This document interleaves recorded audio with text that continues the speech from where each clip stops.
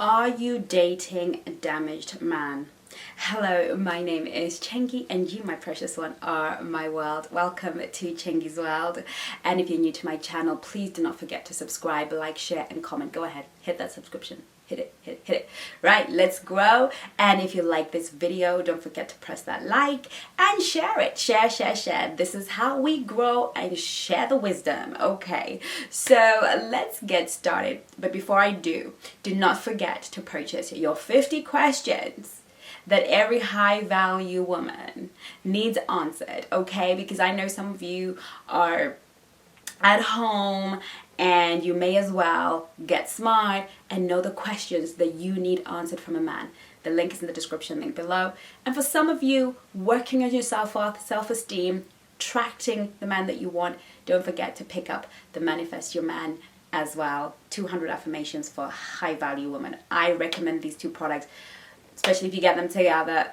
Pow, wow, wham. So I really want you to get these products so that you can equip yourself for the journey, because these are the questions that you would need to ask to make sure that this man is not damaged.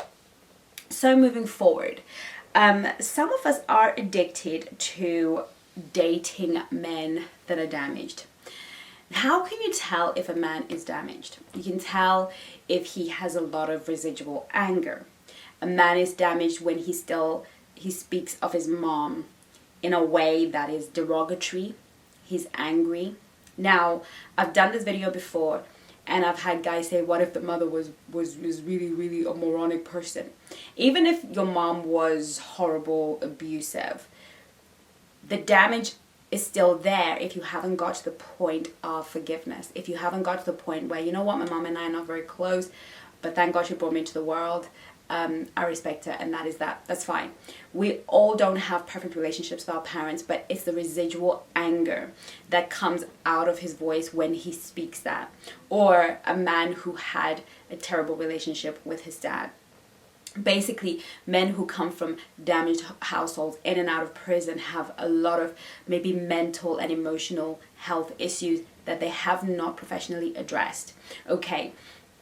So many of us will go to, I know women who, fall for alcoholics. And I'm not saying these people are not worthy of love, because we are all in some way, shape or form damaged. But it's the steps we take towards healing is the steps we take towards becoming more whole. Now, you cannot fix a damaged man. There is no love you're going to give to him that is going to make up for the love his mom didn't give him, or that's going to make up for the love his father didn't give to him, or that is going to make up for the pain he has had to go through. You cannot make up for how broken a man is. And a lot of us try to do that, and it ends up damaging us. It ends up breaking us. Because, I remember talking to my fiance George, and I was just telling him about my ex and some of the things that would happen with my ex. And I remember him saying, we were having a real heart-to-heart, and there were some things that I wanted him to communicate more effectively. So we're having this conversation, and what came up was, because of some of the things that happened in my previous relationship with my ex, he wanted so hard to not let me down in that department. And I just love him for it, of course. That's why I'm marrying him, because such a good man. But I had to reassure him that he could not fix what another man broke. That's not his job in my life. His job is not to try and repair what Johnny did or Simon did or Paul did, right? That's my job. That's my job. And that is God's job. That's not his job. Because if he tries to become the person that made up or makes up for all the mistakes my previous relationships have made, then he will not be able to carry the weight of the burden. But he's fortunate because he's with somebody who has worked on herself, who's developed herself.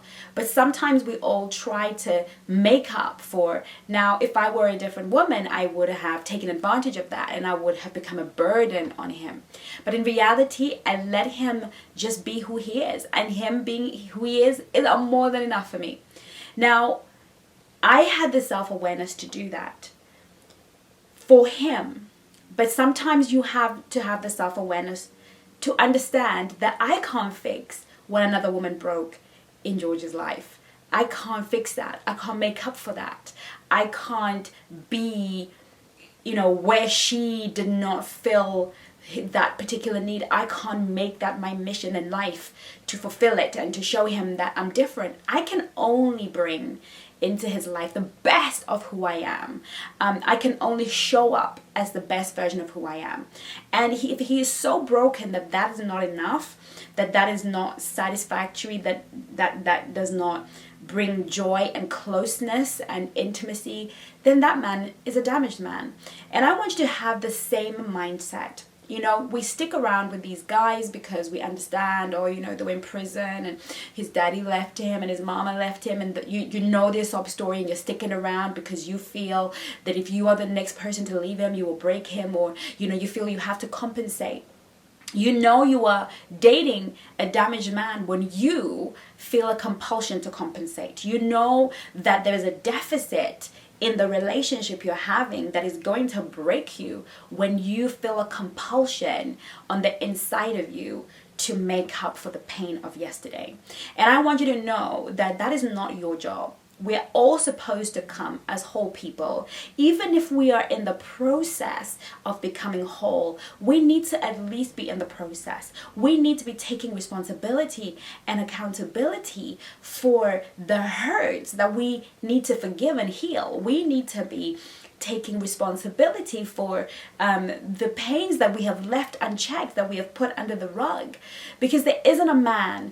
I saw a meme on Instagram and it says, it's a wonderful man that can come and fix what another man broke. And I thought, how unfair is that? It sounds great.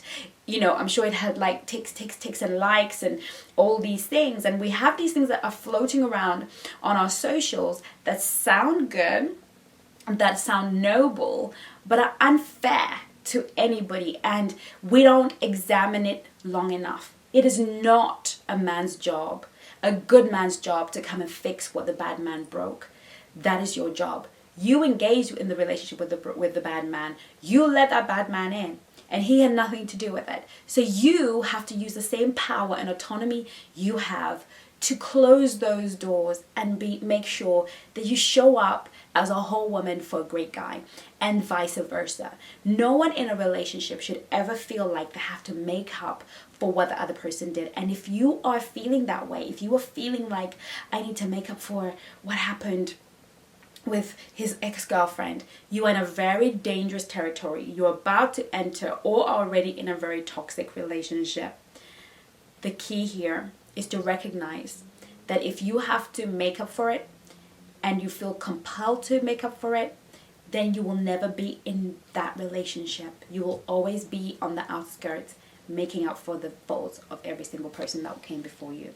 So my advice to you is, deal with this. Have a conversation with him. Let him know that you cannot be the plaster or the band-aid to yesterday's wounds. You're ready to be exactly what he needs today. Let him know that if that's not enough, then you're going to keep on moving. And I certainly hope you're high value enough and worthwhile enough to put yourself first and do what's right for you and gives you joy in your heart. If you're finding that hard, join my mentorship program. It's a monthly subscription. Cheap as chips, I would say, and the best way to access me to get the help that you need. In the meantime, take care of you, my angel. Bye-bye now.